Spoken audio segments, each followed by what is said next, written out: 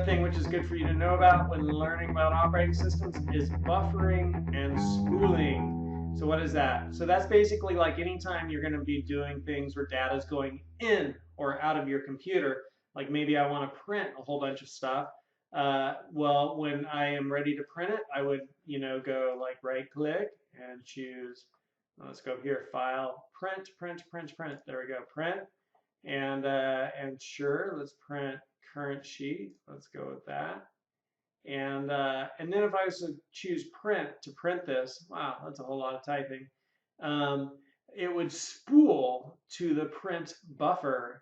So spooling and buffering, what does that mean? It would spool to the print buffer. So as soon as I hit print, this job is going to kind of get processed. The CPU is going to process this job, and it's going to get everything ready for the printer, and it's going to put it in a little holding area. So processing the job and getting everything ready for the printer, and then putting it into the holding area is called spooling, and then the holding area itself is called the buffer.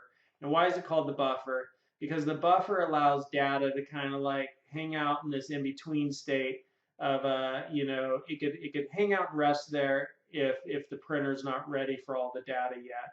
And meanwhile, the CPU can go on and do something else because it's put all the data over there. It's ready for the printer. Printer could grab it whenever it wants it. It's in the buffer, right? So it buffers sort of like the flow of data between the printer and the computer, and the CPU can get on with other tasks. If we didn't have spooling and if we didn't have buffering, if we didn't have a buffer, then the CPU would have to wait until the printer is ready and then send it some more zeros and ones and then send it some more zeros and ones.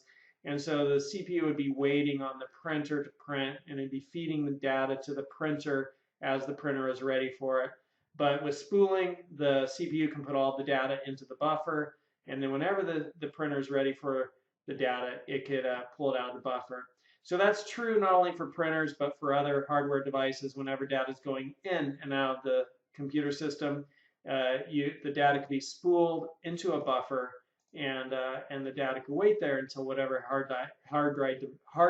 whatever hardware device is needing it is ready to grab it. So that's spooling and buffering, and that's another thing the operating system does to help make your system operate, to help make it run well.